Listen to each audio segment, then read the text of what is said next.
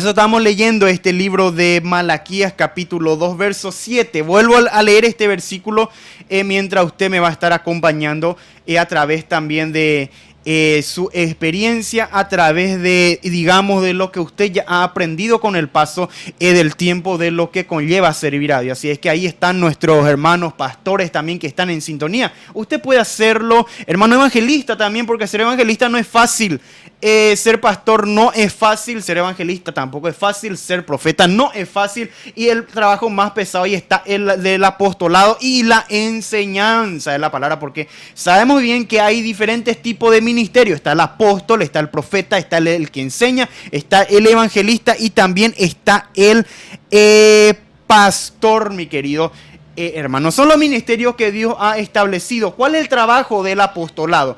La gente hoy en día, hermano, vemos apóstoles, te dicen ellos, aquellas personas, hermano, que van en lugares multitudinarios donde hay mucha afluencia de gente, donde la gente se reúne en cantidad y donde se empalma mucho dinero. Apóstoles con nombre grande, renombrado, que tiene que estar en hotel, pagarle ahí el pasaje en avión. Eso es el apostolado moderno. Pero ¿cuál es el apostolado verdadero de la Biblia? Un Pablo, por ejemplo, que era Saulo de Tarso, luego vino a ser el apóstol Pablo. ¿Cuál era su trabajo? El apóstol es el que abre brecha, o sea, el que va, por ejemplo, vamos a poner un ejemplo aquí de la ciudad de Paraguarí. Por ejemplo, ahí está la ciudad de Carapeguá, 21 kilómetros de Paraguarí. Por ejemplo, un ejemplo nada más, en Carapeguá no hay iglesia ni uno. ¿Y cuál es el trabajo del apóstol? Entonces, si hay un apóstol en Paraguarí, se va a Carapeguá a abrir una obra, a limpiar el camino. Es como el que está preparando el piquete para hacer un alambrado. Ese es el trabajo del apostolado. ¿Qué hacía Pablo? Pablo se iba a lugares donde había necesidad, enseñaba la palabra de Dios, trabajaba, fundaba la iglesia. Cuando estaba fundado, pues él iba a otros lugares. Vemos las epístolas a diferentes lugares que él había escrito. Hermano, encontramos desde Romano, ahí está Corintio, Gálatas, a los Efesios. Encontramos también y muchas otras partes que él había escrito, hermano, a las iglesias donde él había ido a trabajar, mi hermano. Ese es el trabajo del apostolado. Aquella persona que se va a abrir una obra y que está sufriendo. El apóstol siempre sufre. Usted es una persona que usted no tiene cargo en la iglesia. Pero ¿qué usted hace? Usted se va ahí en lugares, tal vez levantando altares caseros, como se dice, abriendo reuniones en hogares donde no hay nadie, no hay ninguna iglesia, y usted va a abrir ahí. Es el trabajo del apostolado. Tal vez nadie puede tenerte en cuenta, pero tu ministerio es el mayor porque está el número 1 que menciona la Biblia. También, mi querido hermano, está lo que es el profeta, por ejemplo. El profeta, mi hermano, es aquel que trae un mensaje actual, mi hermano, de parte de Dios. El profeta verdadero nunca te va a decir, Dios te va a bendecir. Solamente no te va a hablar de bendición. Dios te va a hablar de bendición cuando es necesario, pero Dios te va a advertir si hay peligro. Hoy en día hay muchos profetas, hermanos, que no advierten del peligro, que no hablan si hay peligro, ya no hablan si hay cosas que corregir, sino solamente que te están ofreciendo bendición, solamente te ofrece prosperidad, da tanto, usted tiene que pactar tanto, y usted dice pacta tanto y usted va a recibir tal cosa. Eso no son profetas verdaderos, porque dice la palabra que en los postreros tiempos muchos van a apostatar de la fe escuchando a espíritus engañadores. Por eso con este tema de la profecía hay que cuidarse. No todo es profeta, todos quieren profetizar, todos te quieren hablar de parte de Dios, pero profetas verdaderos hay poco. No te digo y no voy a decir que no hay. Por eso uno tiene que cuidar la expresión al referirse, al menos a hablar donde muchos te van a escuchar. Uno tiene que guardar un poquito y cuidarse de la expresión. ¿Cuál es la expresión? La expresión es la manera que uno dice las cosas. Yo no te voy a decir que ya no hay profeta, porque realmente hay todavía profetas verdaderos que te están hablando, que te están advirtiendo si hay peligro, y ese es el trabajo del profeta. ¿Y cuál es el trabajo del maestro? El maestro, aquella persona que te enseña la palabra, que te agarra un tema de una parte de la escritura y ahí te está enseñando.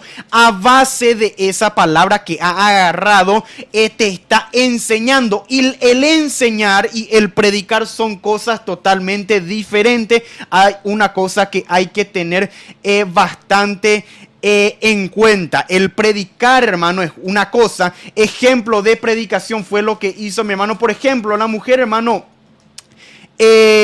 samaritana, ¿qué fue lo que hizo? Fue a contar, hermano, a los demás hombres de la ciudad que se había encontrado con un hombre que le había dicho que todo lo que ella había hecho.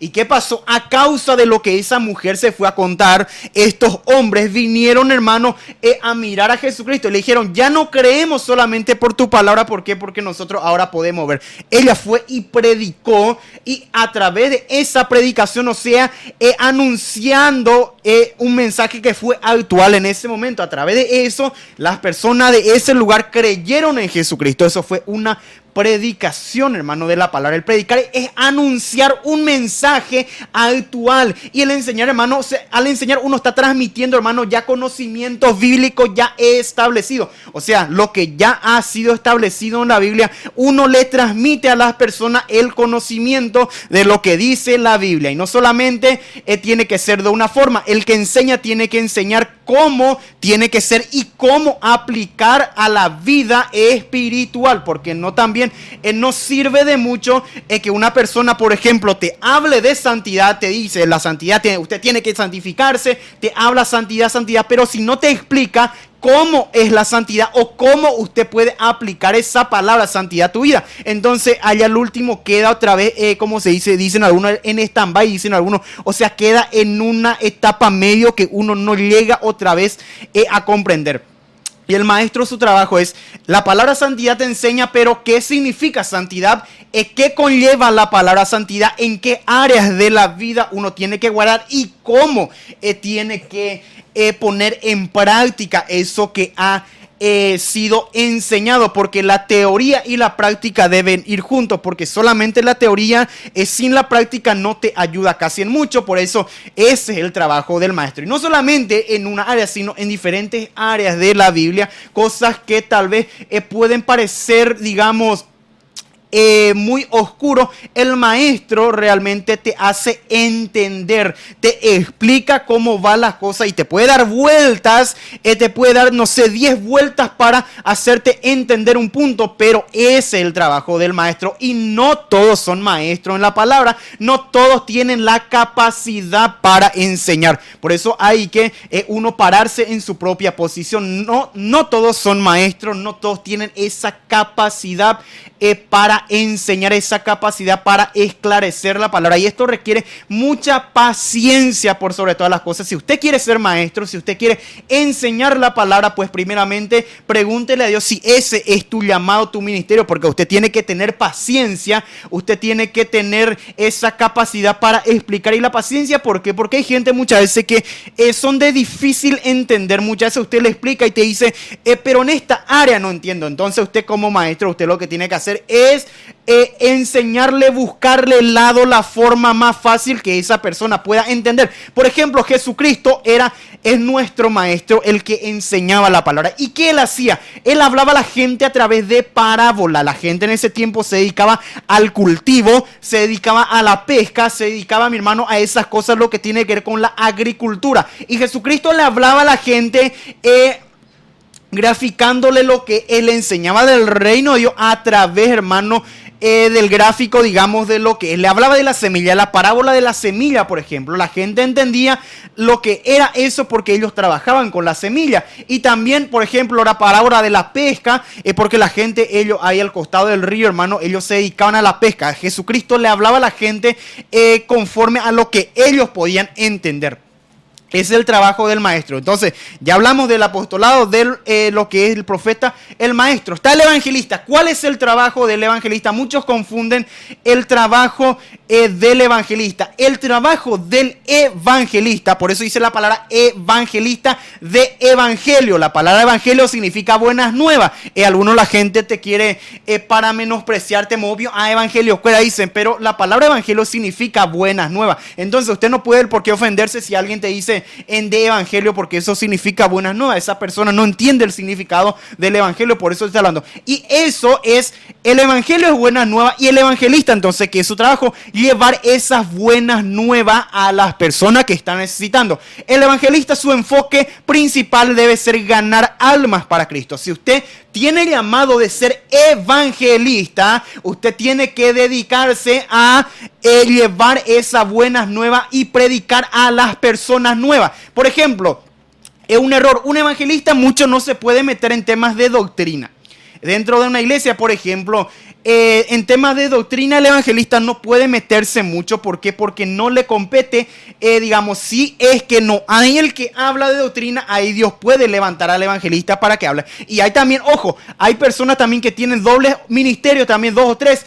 Uno puede ser evangelista, pero puede ser a la vez maestro en la palabra. Uno puede ser evangelista, pero a la vez puede ser profeta. Uno puede ser evangelista, pero a la vez puede ser apóstolo. Uno puede ser evangelista y a la vez también pastorear. Esos son también, Dios le da las capas a ese privilegio a las personas que tienen la capacidad para poder sobrellevar. Y el trabajo del evangelista es ganar almas. Tiene siempre un mensaje cristocéntrico. ¿Qué significa cristocéntrico? Que su mensaje siempre está rodeado, o sea, da vuelta a su mensaje a través de la persona que es Jesucristo. Está siempre es su eje. Por ejemplo, todos conocemos las calecitas, como se dice, infantiles, donde los niños juegan, donde disfruta ahí darse vuelta en ese. La calecita, mi hermano, tiene un eje. Sobre ese eje está girando toda la estructura de lo que es, mi hermano, es la calecita. Y eso es el trabajo del evangelista. Su eje tiene que ser Jesucristo y todo su mensaje tiene que girar alrededor de la persona que es Jesucristo. Es el trabajo del evangelista. Si usted dice que es evangelista, usted predique a Cristo. Usted, su trabajo es ganar alma a Cristo y luego traer esas almas que usted ganó y ya le entrega al pastor, que el pastor es el encargado de pastorear. Por eso, pastor de pastorear. En tiempo antiguo estaban los pastores de ovejas. ¿Qué era su trabajo ellos, hermano? Ellos guiaban, llevaban a las aguas, le llevaban a pasto donde hay para que la oveja pueda comer. También le llevaban en la noche, le guardaba. El trabajo del pastor es guardar, conocer el estado de sus ovejas. Y estamos entonces hablando del tema del evangelista. Entonces, gracias al Señor. El trabajo, como está diciendo, ese es del evangelista. Ser cristocéntrico, ganar alma y luego dar. Mira, hermano, una cosa que quiero que note bien. El trabajo, hermano, en el cristianismo, en el ministerio con Dios, es todo organizado. Eso hay que tener en cuenta. En el ministerio, en el trabajo, hermano, todo lleva un orden. Dios pone orden. Entonces, donde hay desorden en una iglesia, ahí ya hay un problema. Cada uno tiene su propio ministerio en la cual Dios le ha llamado y todo tiene un orden. Como está diciendo, y va el orden de esta manera, que el evangelista gana almas y le entrega esa alma que ganó, le entrega ya al pastor, que es el encargado, el que Dios le dio esa enseñar. ¿Y qué tiene que hacer el pastor? Como último, digamos, ministerio grande que está ahí, enseñar también y encaminar. Ahí está, ya entra la doctrina, ahí ya entra cómo tiene que ser el manejo. El trabajo es el trabajo del pastor, enseñar. Hablando de sana doctrina, muchos hablan de sana doctrina, pero realmente ustedes entienden lo que es la sana doctrina. Doctrina. Y es el trabajo del pastorado, por ejemplo, digamos, en palabras más sencilla, es el trabajo del pastor poder enseñar. Aquello que está sano significa, hermanos, sabemos bien que lo que está sano es aquello que no tiene ningún defecto, que no tiene ninguna cosa, digamos, que está mal. Entonces, en la doctrina digamos, son las enseñanzas, o sea, los principios básicos, como dice, gracias al Señor, en la definición de la palabra doctrina, si usted va a encontrar, es la enseñanza. O sea, los principios, cómo tiene que ser. Y ese principio, eso que ya está definido por la Biblia, si está sano, no puede ser adulterado. Eso es la sana doctrina, aquel principio establecido por Dios, que Dios espero que no o que no se le quita, porque ya está establecido. La doctrina Dios ya ha establecido en la palabra. ¿Por qué? Porque al llamar doctrina, entonces estamos ya diciendo aquellos conocimientos que ya están establecidos en la palabra de Dios. Y de ahí mucho, mi hermano, porque hay muchas doctrinas, por ejemplo, porque es en el tema de la interpretación de la palabra. Uno interpreta de esta manera y lo hacen su doctrina, y otro interpreta de otra manera y lo hacen su doctrina. Por ejemplo, dos doctrinas diferentes que le puedo nombrar, por ejemplo, en lo que tiene que ver dentro de la iglesia, con la mujer en cubrirse la cabeza, por ejemplo. Cubrir la cabeza, por ejemplo. Muchos de mis hermanos tienen dentro de su iglesia una doctrina que dice que la mujer tiene que cubrir su cabeza. Sí o sí tiene que cubrir la cabeza, pero dice la palabra que a la mujer en vez de velo se le ha dado el cabello. Y hay siempre un conflicto entre esto, porque hay quienes sostienen que la mujer en vez del velo, como dice la palabra, se le dio el cabello y que solamente el cabello tiene que utilizar como velo. Pero hay gente que dice que hay que atarse sí o sí el cabello. Y hay iglesias, congregaciones, hermanos, que yo ya he visto que solamente para estar dentro de la iglesia se ata la cabeza, y luego ya cuando sale de la iglesia ya se quita. Doctrinas que en iglesias que son de esta manera. Pero, y como te dije, hay también doctrinas donde la mujer utiliza el velo, o sea, su cabello, como dice la palabra, menciona claramente. Y esos son un ejemplo nada más de los diferentes tipos de doctrina que se saca de la palabra, y esto va con el tema de la interpretación de la palabra. Es importante entender esto. ¿Por qué, hermano, estoy adentrándome en estos temas? ¿Por qué le estoy hablando y explicando un poquito lo que es el trabajo de cada uno de estos? Es para poder entender realmente si usted hacia dónde se está inclinando tu llamado, hacia dónde usted se inclina tu ministerio. Por eso es importante. Estamos diciendo que vamos a ver lo que tenga que ver con el ministerio, pero primeramente usted tiene que entender hacia dónde se está inclinando tu ministerio. Si usted tiene capacidad para enseñar, entonces significa que Dios te está llamando para eso. Y otra cosa, ya antes que me olvide, también no todos los pastores son maestros. Hay personas que son pastores de iglesia, pero no son maestros, o sea que no tiene esa capacidad para enseñar. Y el maestro no necesariamente siempre es un pastor. Hay lugares, el pastor está el encargado, pero hay otro que es maestro de la palabra, que se encarga de la enseñanza, pero siempre en un trabajo coordinado con lo que es el pastor, y el maestro tiene que trabajar de manera coordinada. Siempre la coordinación y el orden es característico de el pueblo cristiano. O sea, así tiene que ser según la Biblia establecida. Entonces, si usted quiere servir a Dios, usted va a sentir hacia dónde se está inclinando tu llamado. Si Dios te está llamando para ser evangelista, hay un precio que hay que pagar. ¿Qué es lo que le caracteriza a un evangelista? Al evangelista siempre le caracteriza, hermano, que donde se para, hermano, están las señales y los prodigios, también las maravillas. ¿Por qué? Porque al evangelista mayormente le siguen, hermano, lo que son sanidades, le sigue lo que es milagros también, a fin de que la persona, hermano, pueda convencerse, porque lo que el evangelista, su mensaje principal es Cristo. Y hay gente, hermano, que tiene que ver para creer, entonces ese poder le acompaña mucho, mi hermano, tiene un respaldo, digamos, un poco más sobre el evangelista, para que la gente pueda, hermano, ser tocado por el poder de Dios y ahí acceder a la invitación que es Jesucristo, y luego ya viene el camino cristiano. Y eso hay un precio que pagar.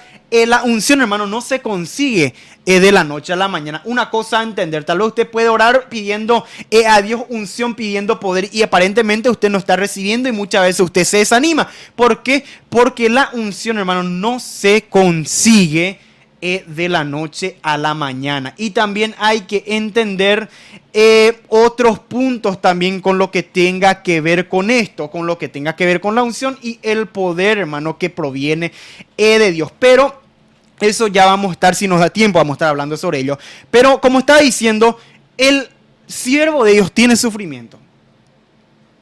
Usted está dispuesto, hermano, si usted quiere servir a Dios, a pasar por lucha, a pasar por prueba. Por ejemplo, vamos a estar hablando específicamente del pastorado, que es lo más común, hermano. O sea, es lo que más hay y lo que más la gente entiende. El pastorado es aquella persona que está en el frente de una obra, siempre está ahí, allá arriba. Una persona, un miembro, una membresía, digamos, podremos ponerle un término, digamos, una membresía normal, así que no tiene cargo. Al decir normal, puedo decir que no tiene cargo, que está sentado en la iglesia. Por eso quiero que entienda bien los términos que estoy utilizando. Una membresía normal, digamos, ¿qué tiene? Tiene una cabeza que es el pastor, y cuando esa persona, parte de la membresía, necesita ayuda, siempre recurre al pastor. Usted, por ejemplo, si usted tiene que recurrir al pastor que te haga entender. O si usted necesita ayuda espiritual, usted tiene que recurrir a su pastor. Si usted necesita alguna ayuda en algo, si usted realmente respeta, hermano, va a recurrir ahí a su pastor en primer lugar y comunicarle, contarle lo que es tu problema. Pero hasta ahí está bien. Ahora, eso es con respecto a los miembros. Pero poniéndonos en el lugar del pastor. ¿El pastor a quién le pide ayuda cuando necesita? Yo quiero que usted piense. Usted, que cada vez que usted está enfermo, usted que cada vez tiene un problema, se va a recurrir a su pastor. ¿Y tu pastor a quién recurre cuando tal vez él necesita? Ese es uno de los puntos que yo quiero que usted entienda. Usted, por ejemplo, usted recurre a un ministro, vamos a llamarle ministro de Dios, vamos a usar ese término, para no nombrar evangelista o ninguno de los ministerios, vamos a utilizar el término ministro. Cuando usted recurre a un ministro de Dios necesitando, buscando ayuda, siempre ese ministro de Dios te va a... Ese ministro de Dios, ¿a quién le pide ayuda cuando él está necesitando? Usted ya pensó muchas veces, es su pastor de usted, su líder, ¿a quién le pide ayuda cuando está necesitando? Y es un error de muchas personas de la membresía normal, digamos, como estaban hablando, siempre, ¿qué es lo que pasa? El pastor, algo pasa y ahí le tiran la piedra al pastor, como si fuese que el que está en la cabeza, el ministro, el líder, es de hierro.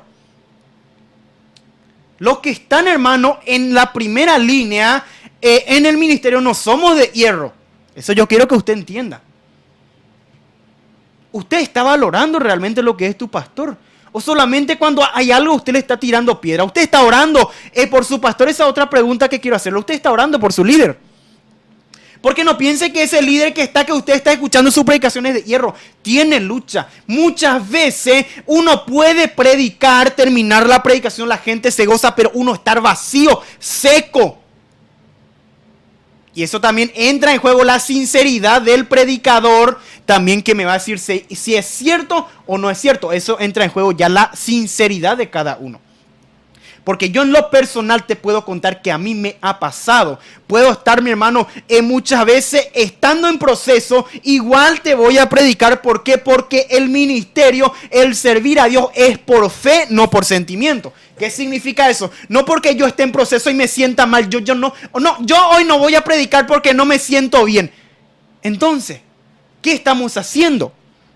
No, yo hoy no voy a predicar porque te hice cosas procesos en Aicuajay con Baepajetanajamo de cotilla la radio. Entonces, ¿qué estás haciendo? Si es que usted se está dejando guiar por su sentimiento y está poniendo su fe en segundo lugar. Y yo he pasado, mi hermano, momentos donde proceso fuerte, pero tenía que predicar. ¿Por qué? Porque eso, algo que Dios me dio a mí como un trabajo que tenga que hacer. Entonces mi fe tiene que estar en primer lugar. Puedo predicar, pero después, mi hermano, ahí está el proceso que yo tengo que pasar. Y me ha pasado, hermano, que muchas veces doy una palabra a alguien, pero ¿quién me da a mí una palabra? ¿Quién siente lo que yo paso? ¿Quién siente lo que yo estoy pasando? Muchas veces, como dije, puedo estar, mi hermano, ahí sintiéndome totalmente solo. ¿Y quién me ve? ¿Quién me siente? Nadie. ¿Por qué? Porque eso es un proceso. Y uno por mirar a un predicador que está hablando, ahí está pasándote palabras, eso no significa que todo está bien con ese predicador. Él puede estar en la noche llorando porque se siente totalmente solo, se siente como se había sentido Elías estando en esa cueva solo. Pero como dije, eso ya depende de la sinceridad de cada predicador, porque hay muchos que esta verdad esconden para una persona débil. ¿Qué estoy tratando de decir? Muchos te esconden esta verdad o no reconocen muchas veces su momento difícil para no quedarse como una, o que la gente no le vea como una persona débil. Siempre tiene que guardar su imagen. No, eso es un error. Y ahí entra en juego la sinceridad. Y esto tiene, hermano, precio que pagar. Usted va a poder orar, hermano, usted va a orar. En muchas horas usted tiene que orar si usted quiere conseguir algo. Otra cosa importante en el ministerio, hermano, es la paciencia. Paciencia. Usted puede orar, va a orar, pero tiene que esperar en Dios. ¿Qué pasa con muchos? ¿Cuál es el primer fracaso de muchas personas en el ministerio? Es el apresuramiento, o sea, y apurado o ya apura. ¿Por qué? Porque él ya quiere lograr, él ya quiere estar ahí, pero no tiene todavía la preparación de vida y se tira en el ministerio, en el campo de guerra. Pero ¿qué pasa? Avanza un tiempito, luego abandona porque no estaba totalado. Usted tiene que, si quiere servir a Dios, tiene que orar y esperar en Dios que Él sea el que te capacite. Y a su tiempo, humillaos pues bajo la poderosa mano de Dios y Él os exaltará cuando fuere tiempo. No te dice fuera del tiempo, sino siempre Dios tiene su tiempo. Dice la palabra que el pensamiento de Dios no es como el pensamiento del hombre, ni tampoco el tiempo, porque para Dios un día puede ser como 1000 años y 1000 años puede ser como un día.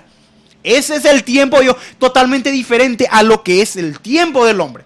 Y mucha gente, aún sin estar en el tiempo de Dios, se lanzan al campo de batalla y terminan fracasando por no saber esperar.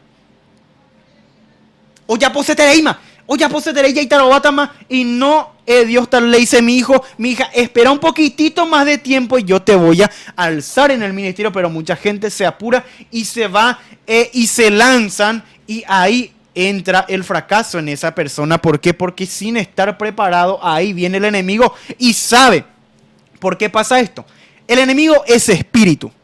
Sabemos bien que Satanás y los demonios son seres inteligentes, son espíritus, seres inteligentes son los demonios. Y ellos ven lo que el ojo humano no puede ver por ser espíritu. Y el cristiano tiene que estar, Efesios capítulo 6 dice que tiene que estar vestido con la armadura. Y esas armaduras son armaduras espirituales. Nosotros no podemos ver esa armadura, pero si tenemos, el diablo puede ver. Por ejemplo, usted, mi hermano, dice la primera armadura, la coraza de justicia. Hay mucho, mi hermano, en muchas partes de la armadura del cristiano. La espada, el escudo, que es la fe, el yelmo de la salvación, o sea, el casco. Ceñidos los lomos con la verdad, por ejemplo, el primer armadura. La parte que protege la parte de la espalda, la parte de la armadura que protege en la espalda es la verdad. ¿Y por qué hay que proteger la parte de la espalda? Sabemos, hermano, que en la parte trasera de nuestro cuerpo, o sea, en la parte de la espalda hay órganos. Por ejemplo, ahí está en la zona lumbar, hermano, la columna. Y ahí está muchas partes como el riñón y muchos otros órganos vitales tenemos ahí. Y si uno no está protegido en la parte de atrás con una armadura, cualquier impacto en una guerra te puede dañar algún órgano vital y eso te mata. En el sentido espiritual es lo mismo. También tenemos, hermano, partes vitales del cristiano que tiene que guardarse, y para eso está la verdad. Y por ejemplo, usted no habla la verdad, usted no vive en la verdad, y usted se lanza al campo de batalla. Al decir campo de batalla me refiero, hermano, al entrar en el ministerio y servir a Dios. Es el campo de batalla. Y por ejemplo, usted se lanza, usted la verdad no tiene. Usted no habla o no vive la verdad, y eso te impide tener esa armadura. El enemigo ve que ahí en tu espalda está libre y ahí te va a dar el golpe, porque lo que usted no puede ver, el diablo puede ver. Y si la verdad no está en ti, Entonces ahí en la espalda te va a dar una y otra vez, mi hermano, porque dice dardos encendidos del maligno. Significa que hay demonios que están, su trabajo es tirar dardo. Ahí te tira enfermedad, por ejemplo, a través del dardo. Te tira maldiciones a través del dardo. Te tira muchas cosas a través del dardo. Y si uno no está preparado, entonces, mi hermano, el diablo en esa área ahí mismo le da un golpe y la persona termina, hermano. Cuando está muy herido en el campo de batalla ya no puede seguir y cae ahí y muere. Y muchos les pasa esto, hermano, por no estar preparado debidamente.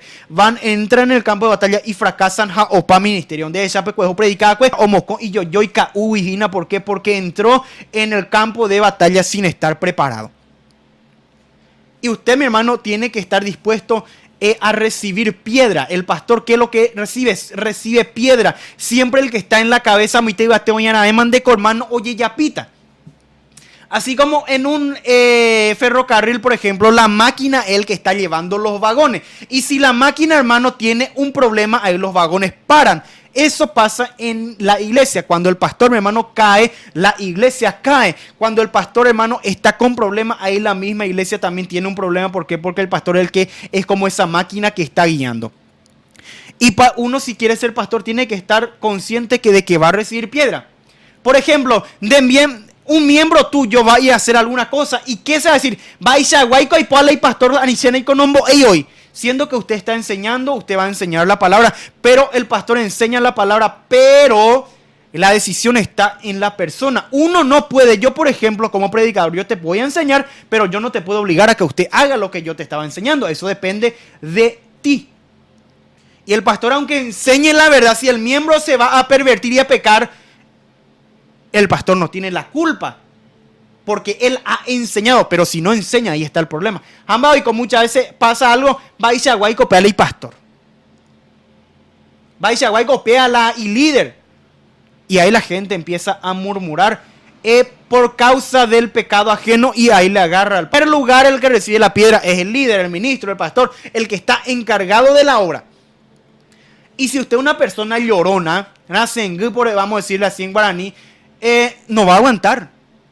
Porque cada quien ya pita, peco ya en puruta manera se, upevere ye lamenta y na, hape allá catulande ovechacuera lande miembro cuera hermano y yujeipa ibare apan de ature ye lamenta. No va a aguantar una persona que tiene que es sensible a estas cosas. No va a aguantar en el pastorado. Uno tiene que aprender a hacer, mi hermano, tener la piel dura ya como un caparazón, como tiene una tortuga, porque si usted va a ser pastor, tiene que estar consciente de que te van a tirar piedra y aún pender en vireco mismo o liatan debe te empuñalada muchas veces. Dice la palabra en el libro de Miqueas, si no me equivoco, pende o que hago y que anire ye descuida. Miqueas capítulo 7. Verso 5, no ni confiéis en príncipe de la que duerme a tu lado, cuídate. Muchas veces en vire con mismo y en demoniatas a de pero te empuñalada. Usted tiene que estar consciente, no porque usted diga, no, mi esposa, no. Hay momentos donde tu propia esposa te va a dar una puñalada. De hermano evangelista, depende de mire conmigo. Muchas veces mostraba taina, no, oñembo positan de Juan a predicar, aprender de mire coñembo positan de. Oñembo abata, hermano, oñembo yurupucupatan de abawi y naupebe. ¿Para qué? ¿A fin de qué? Para que usted sobra en lo que usted va a hacer. Y muchas veces te va a llegar momentos difíciles donde usted no le va a encontrar a nadie. Usted le va a ayudar a todos, pero ¿qué pasa cuando usted necesita ayuda? No le va a encontrar a nadie. Esa es la realidad que yo le estoy contando en esta hora. Porque ese es el camino cristiano. Dice la palabra que los que van llevando la buena semilla andarán llorando. Pero ¿qué pasa? Después de venir van a con la gavilla, van a venir alegres. ¿Qué significa? Aquella persona que quiere llevar el mensaje de salvación y ganar almas va a andar llorando, derramando lágrimas en muchos momentos difíciles donde nadie va a estar. En momentos cuando todos te van a criticar, donde todos van a murmurar, aún tu propio y un grupo se va a levantar y va a dividir tu iglesia. Esas son cosas que muchas veces pasa. Son las cosas a las que uno se expone al querer servir a Dios. ¿Y por qué yo te estoy contando esto como te estaba diciendo? No es para que usted retroceda del servicio a Dios, no. es para que usted esté consciente de lo que conlleva. Por ejemplo, un ejemplo claro que te puedo dar. En cuanto al instrumento, ejemplo, y lo más común, la guitarra, por ejemplo. ¿Qué te dicen? Te dicen cómo ejecutar, pero hay una cosa que no te dicen, que es, hermano, que cuando uno está practicando ahí, en los dedos tiene que encallarse primeramente. ¿Qué son los callos? Son la piel se endurece, tiene que endurecerse. ¿Para qué? Para que usted, al estar tocando continuamente, no sea una música, o sea en una noche o en alguna cosa, para que no te vaya a torturar el dolor. Lo que hace al ejercer presión sobre la cuerda, eso hace tu piel sensible, empieza, hermano, a como partirse tu piel. Y eso genera, hermano, que la piel se endurezca y que la piel se prepare para poder, hermano, seguir ejecutando el instrumento. Y muchos no te dicen, tu profesor no te va a decir que te va a doler muchísimo el dedo cuando usted está iniciando. Y eso en el primer día te va a doler muchísimo. Segundo día, hermano, va a doler. Tercer día, en la primera semana, torturantemente, hermano, puede ser el dolor, dependiendo del tipo de cuerda de tu instrumento. Y eso son cosas que no te cuentan en una escuela de música, que te va a doler mucho el dedo hasta que tu piel se endurezca. Pero usted entra, agarra la guitarra, empieza a practicar, tu profesor te dice así, así, así, y luego se encuentra con esa realidad ahí de lo que tenga que ver con el dedo y ese dolor que lleva al empezar a practicar. Y para que eso no te pase, te estoy contando, hermano, Anian Andere y Keti, eres servir a Dios, pero eres yeto para luchar, eres yeto para pruebas, de bárbaro, y yeto etereico curicoa. No, para que eso no te pase, entonces si usted va a agarrar, hermano, el arado, usted entonces ya está consciente y usted ya está parado firme, sabiendo, estando mentalizado de que eso que te estoy contando te va a venir. Entonces, hasta acá nada más voy a con respecto a este tema, en el nombre de Jesús. Vamos a estar hablando enseguida más también sobre este tema en el nombre de Jesús.